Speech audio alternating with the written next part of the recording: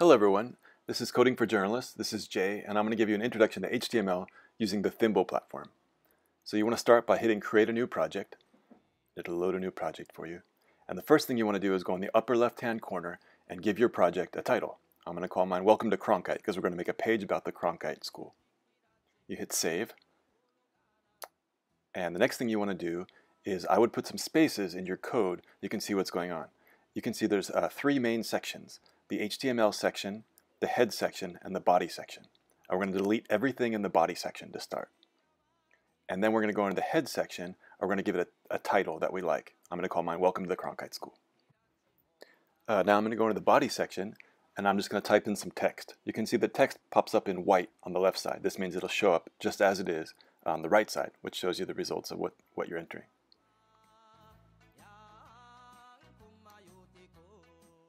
Now I'm going to start by adding a strong tag to make some of my text stronger than the rest.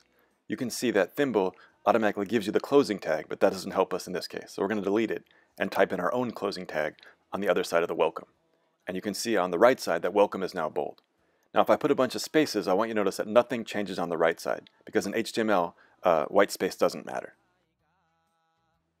So next we'll use another tag to make some of our text stand out, the emphasis tag, which is EM. And again, Thimble closes the tag for us, which we don't need.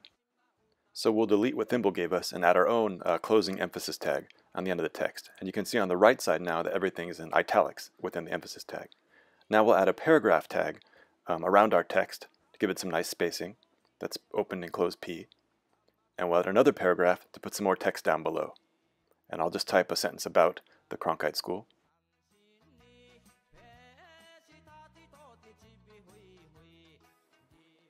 Now, if I'd like my text on top to stand out even more, I can add a headline text to it. Now, the headline text is H and a number. H1 is the biggest. We'll use the second one, H2, the second biggest here. You can see again that Thimble tried to close the tag for us, but I'll go ahead and delete that and add my own closing tag. You can see again that Thimble's kind of interrupting me. One thing you can do is go up to the gear mark and turn off auto close tags. If you turn it off, Thimble will stop bothering you with closing the tags. This means, of course, when I add a tag, I have to remember to add the closing tag myself. So we have to keep that in mind. So now I'll put some spaces in to make things a bit clearer. And I'm going to try to make the text below even larger. I'm going to use the H1 tag, the largest headline tag. And you can see if I put it outside of the emphasis tag, which is making the text italics, nothing happens. The way Thimble likes things is to put the H1 on the inside of the most inside tag. So we'll move the emphasis tags to the outside. You can see they're nested. Now it's M, and then the H1 starts, and then M. And you can see on the right side now that the text is very big and emphasized at the same time. So next we'll add a list of things we like about the Cronkite School. I'm going to use the OL tag, which stands for ordered list. And every item I type has to be surrounded by LI, which is list item. So it's OL and then LI. And everything I type in there will come out numbered. So I'm just going to type in a few things that I like about the Cronkite School.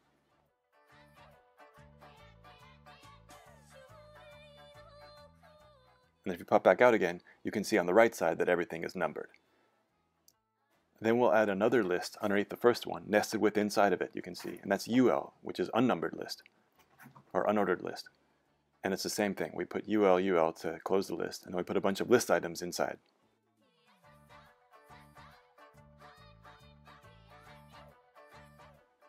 And now if we zoom out again, we can see on the right side that there is an unordered list nested within our numbered list.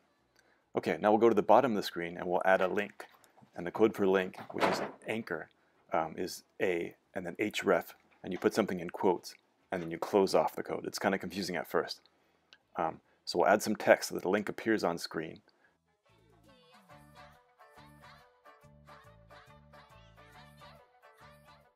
Now the word online is going to be clickable on our web page, but if we don't put something inside these quotes in the href, there'll be nowhere for it to go when you click. So we'll open up another tab and do a quick search for the Walter Cronkite School to get the URL that we want to put in our link. And you can see it appears at the top of the screen. So I'll grab it and copy it, and then jump back to our code and go to the link. And in between those two quotes, I'll paste in this link that I just found. So now this link should work. And if I right click on it, for instance, and say open a new tab, and then click on that tab, we can see that it opened a link to the Cronkite School. Okay, now I'm going to jump back to the code, make some space, and try an image tag, which is img, and then you put a src, which is the source, equals quotes. It's kind of like the anchor tag down below. And this only has one tag. It doesn't have a closing tag, so you can put that slash at the end if you want to. Now inside the source, if I put in some nonsense, and we zoom out again, we can see there's now a broken image link at the top of the web page, that little torn paper. So what I need to do is find a link to a real image. So we'll jump back over to the Cronkite page and right select on image. Sometimes it doesn't show up, so you have to try a few locations. I'll try the top left corner of this one, right click, and there it is, copy image location, which will give me the URL. Jump back to my code, and in that place where I put nonsense before, I'll paste in this URL that I just got from the Cronkite page.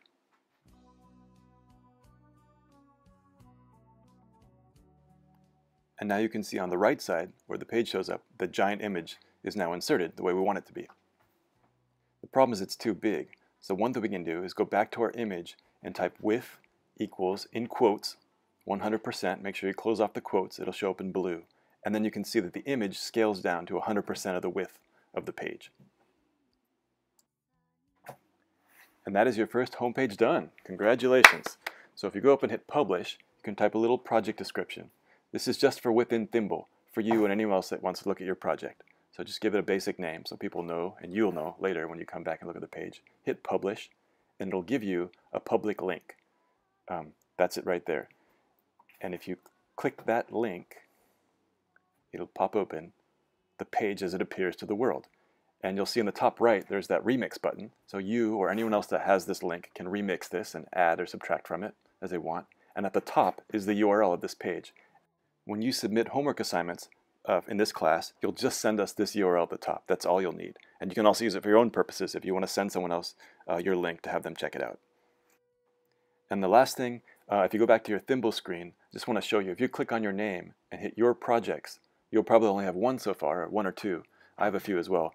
This will slowly build up. Everything you do will be saved here. If you ever want to go back and edit something or use a previous assignment to work on a new one, or just look at what you've done so far, it'll all build up here and be saved by Mozilla. So there's your home page. Congratulations, and thanks a lot for listening. As always, get in touch if you have trouble. Thank you.